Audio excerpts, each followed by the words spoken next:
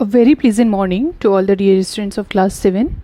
In this video we are going to discuss the remaining questions of the exercise 7.2 as we were doing the congruence for triangles, and we have learned about the congruency criteria. There are four congruency criteria to check the congruency of triangles. That was your side, angle, side, angle, and then your RHS, right angle, hypotenuse and side. Okay, so we have discussed and completed many questions. Now the remaining 4 questions that I am going to discuss in this video are very much important from exam point of view also. So please class 7 watch the complete video for better understanding and to understand all the questions very clearly. Okay, watch the complete video till the end. Now talking about question number 7, let us see what it says. So here is your question number 7. It says, in a squared sheet, draw 2 triangles of equal areas such that. तो उन्होंने बोला है squared sheet आपकी like you have the mathematics copy in primary standards. Okay, that is your squared sheet. Square boxes वाली maths की copy होती थी ना, वैसी हमारी वो स्क्वायर्ड शीट होती है. और you can refer to the graph paper also. So मैं आपको ग्राफ पर शो करूँगी ये, ठीक है. Graph for squared sheet you can use graph paper also. So in a squared sheet draw 2 triangles draw करने हैं ऑफ इक्वल एरियाज. ठीक है, इक्वल एरिया के ट्राइंगल्स होने चाहिए, एरिया दोनों का इक्वल होना चाहिए. सच दैट, इस तरीके से कि फर्स्ट कंडीशन में तो क्या है, the triangles are congruent. In the first condition he is saying that it is saying that the triangles are congruent. It means you have to draw 2 triangles which are of equal area and they are congruent. Okay, this is the first part of the question. In the second part it is saying the triangles are not congruent. It means you have to draw 2 triangles in which they have equal areas of course, but the triangles are not congruent. मतलब equal area के triangle हैं but they are not congruent. So we will see that with the figure.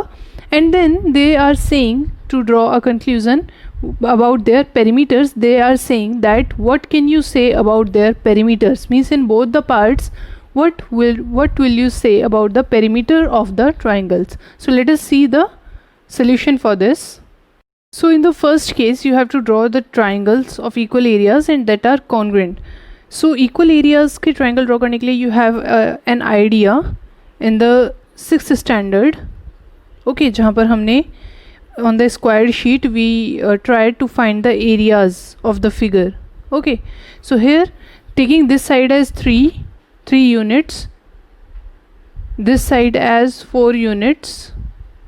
Okay, I have drawn triangle ABC and also it is drawn a right angle triangle by me. So you can see, and again I draw 3 centimeter or 3 units you can say. Then this is 4 units and then joining. So you will know that you get that these triangles are congruent. You can say by side means इनकी sides, तीनों ही side same होंगी आपकी triangle की. So these are congruent triangles. It means triangle ABC is congruent to triangle, name it as PQR. Okay, triangle PQR, and these are of equal areas, these are congruent. And the perimeters means you will have, when you have congruent triangles, जब आपके पास congruent triangles होंगे and they will superimpose each other, तो obvious है कि उनके perimeter equal होंगे. तो हम यहाँ पर कहेंगे कि perimeters of triangle will be equal. हमें perimeter के बारे में बताना है, तो perimeter of triangles will be equal. Obviously equal होंगी क्योंकि दोनों ही triangles की all the 3 sides are equal of both the triangles. Okay, so therefore their perimeters will be equal. Now in the second part you have to draw triangle of equal area but the triangles should not be congruent. मतलब एक दूसरे को superimpose नहीं करेंगे वो. So let us see the second part. So class 7, this is your second part. Okay, in the second part you have to draw the triangle of equal area लेकिन congruent नहीं होने चाहिए. ठीक है, triangles congruent नहीं होने चाहिए. तो आप यहाँ पर देख सकते हैं जो मैंने triangles बनाए हैं. ठीक है, here you can see that these 2 triangles. Okay, ये इस triangle की tip है, second वाली का vertex है, and these are the triangle. Okay, so in triangle की you know you have an idea in class 6th in sixth standard you have learned how to find the area of the figure by using a squared sheet. Okay, I have told you that. So basically there you had that 1 square is considered as the 1 centimeter square area, है ना. वैसे करके आपने, मैंने यहाँ पर 8 units and 3 units side ली है, 12 units and 2 units side ली है. लेकिन अगर मैं इस आपके 6th वाले कॉन्सेप्ट से इन दोनों ट्राइंगल का एरिया फाइंड करूँ, then you can see that this is 1. Okay, this is your complete 1 centimetre square area, क्योंकि ये पूरा बॉक्स है एक, और हमें पता है कि when more than half is covered then we take it as 1. Half होगा तो हम उसको 1 लेंगे, एंड लेस देन हाफ होगा तो 0 कंसिडर किया जाता है ना. सो 1 2 3 कंप्लीट है ये, 4 5 6. ओके, ये मोर देन हाफ है तो 7 होगा, लेस देन हाफ है 0 कंसिडर करेंगे, 7 हो चुके. ये 8 होगा, 9 10 11 एंड ये आपका 12 होगा. ये लेस देन हाफ है, ये कंसिडर नहीं किया हमने.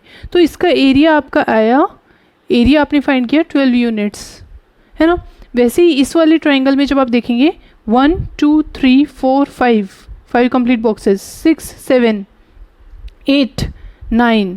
ओके, 9 कंप्लीट बॉक्सेस ऊपर के. उसके बाद ये लेस देन हाफ है तो 9 हो चुकी, आपका एक हो गया ये 10, उसके बाद ये 11 and this is your more than half, this is 12. सो इसका भी एरिया आपका 12 यूनिट्स है. और आप देख सकते हैं कि दोनों का एरिया 12 यूनिट्स है, लेकिन दोनों कॉन्ग्रेंट नहीं है, they will not super impose each other. And also जब ये दोनों कॉन्ग्रेंट नहीं है, सो पेरीमीटर्स इन वाले ट्राइंगल के, ये आपका सेकेंड पार्ट का आंसर है, perimeters will not be same. Perimeters same नहीं होंगे. पेरीमीटर्स कॉन्ग्रेंट ट्राइंगल के सेम होंगे, नॉन कॉन्ग्रेंट ट्राइंगल के एरिया सेम होते हुए भी दोनों ट्राइंगल्स का पेरीमीटर सेम नहीं होगा. ठीक है, you can see that also. So this is your second part of question number 7. Now moving toward the question number 8. See, question number 8 says draw a rough sketch of two triangles such that they have 5 pairs of congruent parts, but still the triangles are not congruent. It means उनके 5 pairs आप congruent part show कर दीजिए, लेकिन triangles फिर भी congruent ना हो पाएँ. ऐसे 2 ट्राइंगल्स को ड्रॉ कीजिए. तो हम 2 ट्राइंगल्स ड्रॉ करेंगे, उनके 5 कॉन्ग्रेंट पार्ट्स हमें रफली शो करने हैं, हम रफली शो कर देंगे. But we will see that 4 congruency criteria में से कोई भी कॉन्ग्रेंसी क्राइटेरिया वहाँ पर यूज़ नहीं हो पा रहा होगा. हम ऐसी सिचुएशन कंसिडर करेंगे कि यूज़ ना हो पाए, and for this we will solve question number 8. Okay, so let us see the diagram.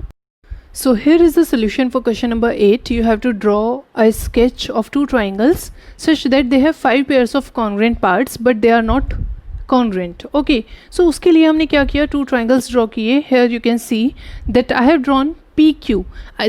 By showing the marking, you can see with the help of these marking, PR is equal to ST. Okay, and your angle P is equal to your angle T. And angle Q 3 lines से draw किया है, और यहाँ पर भी 3 lines से indicate किया है. Angle Q is equal to angle S. PQ is drawn equal to SU. Okay, so these are rough diagram I have drawn in this way. So 5 parts are congruent, 5 parts are equal.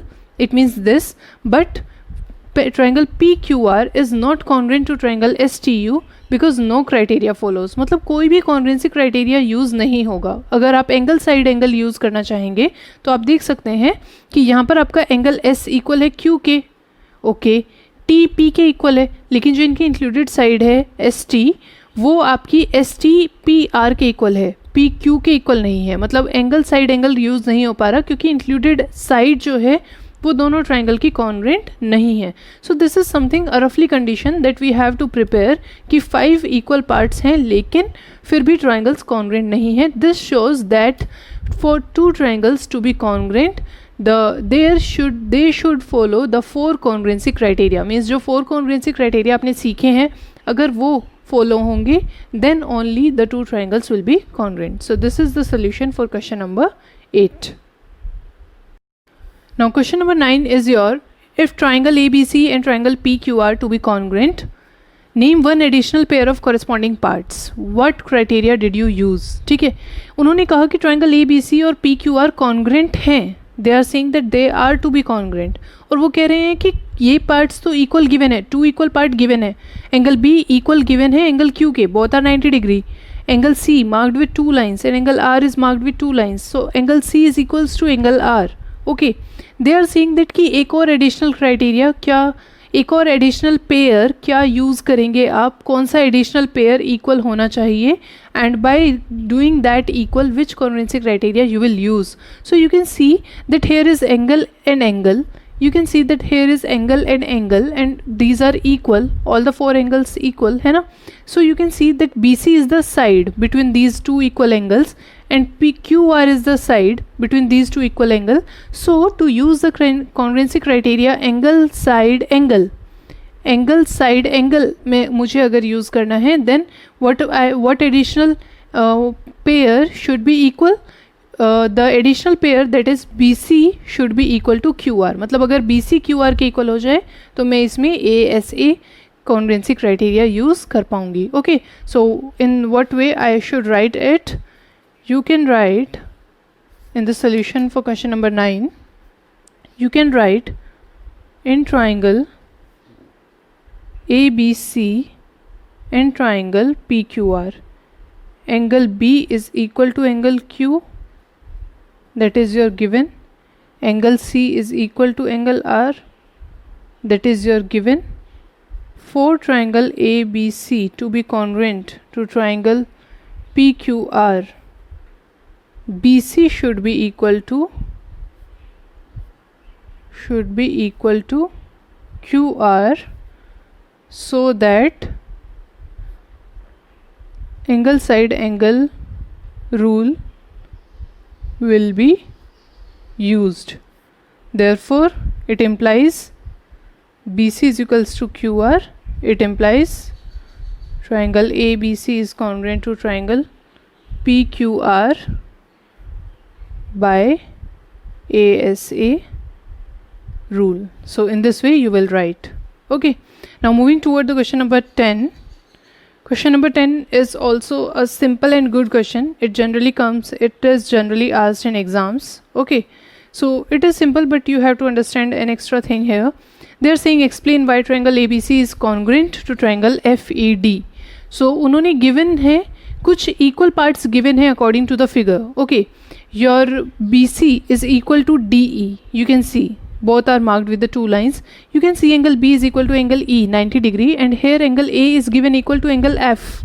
But they are asking that why ABC is congruent to FED. It means we have to tell the congruency criteria. Here you can see that this is angle and angle, but the side here given equal is not included between the angles. Okay, so आप ऐसा नहीं करना कि 2 angle है और एक side है और इक्वल दिखाई दे रही है तो आपने कर दिया angle side angle. No, you can see that between 2 equal angles की जो आपकी 2 इक्वल एंगल्स ये वाले हैं, इनकी जो बीच की साइड है वो इक्वल होनी चाहिए थी अगर आपको side angle side criteria use करना था यहाँ पर तो. Okay, sorry, angle side angle criteria use करना था तो.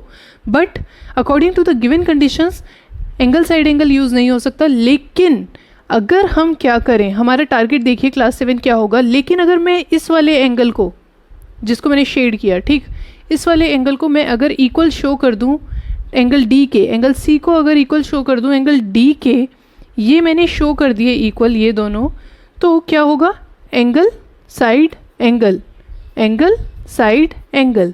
तो वही मुझे करना है. इट मीन्स गिवन एंगल से मेरा नहीं हो पाएगा, लेकिन अगर मैं सी और डी शो कर दूंगी इक्वल तो उनके बीच की इंक्लूडेड साइड इक्वल गिवन है, and I will be able to use angle side angle according to this. So this is something different that you have to understand in this question. So let us see the solution. So here you can see that according to the figure, okay, triangle ABC and triangle FED, angle B is equals to angle E 90 degree given. Okay, then angle A is equal to this, angle A is equal to angle F, it is given. Okay, then it implies angle C will be equal to angle D by using angle sum property. ठीक है, so you have that idea कि जब आपके 2 triangles हैं, क्योंकि दोनों triangles का सम 180 degree होता है, एंगल्स का सम हमेशा 180 डिग्री होगा. जब आपके ट्राइंगल में 2 एंगल्स दूसरे ट्राइंगल के 2 एंगल्स के इक्वल हो चुके हैं तो थर्ड एंगल को भी इक्वल होना होगा. It means since we can also write since 180 degree minus summation of angle A plus angle B, ये आपका equal होगा 180 degree minus summation of यहाँ पर जो आपका angle this is your angle E plus angle F. It means it implies, इससे ये imply होता है ये वाला एंगल आपका क्या है, A प्लस B का सम. अगर मैं 180 डिग्रीज में से माइनस कर दूँ तो कौन सा एंगल बचता है, एंगल C. तो ये आपका एंगल C है और ये आपका एंगल D है. तो ये बेसिकली इसका रीज़न है जो मैंने ऊपर स्टेटमेंट लिखा. तो angle C is equal to angle D and so therefore what do we have, we have angle B is equal to angle E, ये हमारा हो गया. ठीक है, angle C is equal to angle D. So it is angle C is equals to angle D, angle B is equals to angle E here. Okay, and your BC is equal to your DE. ठीक है, it is given. So therefore triangle ABC become congruent to triangle FAD by ASA, angle side angle rule है ना. ये वाला angle plus side plus ये angle, ये E angle side और ये आपने डी शो किया इक्वल. तो ये वाले एंगल साइड एंगल क्राइटेरिया से आपने ये वाला क्वेश्चन नंबर 10 प्रूव किया. Okay, this is important question generally asked in exam. So these are your questions of exercise 7.2 and in this way we have completed the chapter number 7. So watch the complete video, stay happy and stay safe at home.